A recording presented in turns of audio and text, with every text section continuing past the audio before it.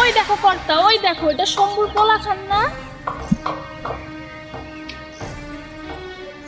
আমার তো মনে হচ্ছে এটা শম্ভুরি পোলা।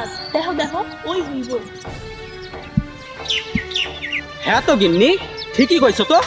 বেটা তো ওই শম্ভুরি পোলা রাজু, কিন্তু বেটা যাইতাছে কোথায়? হ্যাঁ, কর্তা শোনো, ওই ব্যাটারে রাস্তায় ধরো আর কও টাকার কথা। ওর বাপ তো গাদা খানিক টাকা লইয়া এই জ্ঞান থেকে উধাও হইছে। ওই স্যারেরে ধরো, তাহলে যদি কাম হয়। কর্তা ঠিকই কইছো গিন্নি, ঠিকই কইছো।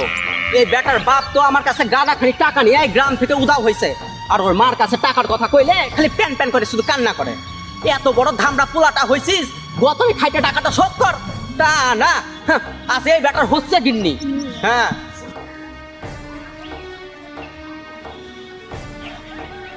পেন নাম জমিদার বাবু। পেন নাম গিন্নিমা।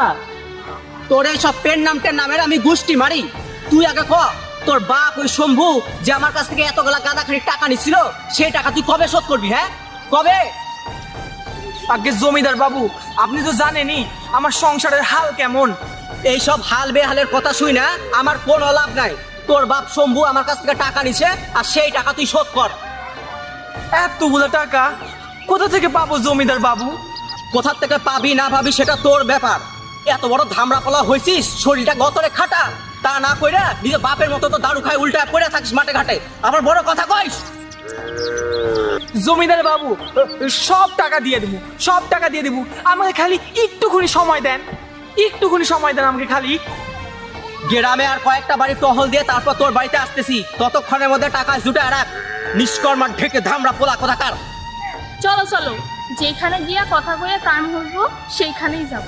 হ্যাঁ গিন্নি, ঠিকই কইছো, চলো। এই ধামড়া পোলা, কিছুক্ষণ পর বাড়িতে আসতেছি, ততক্ষণে টাকা জুটায় রাখ। নিষ্কর্মার ঢেকে পোলা পান, চলো।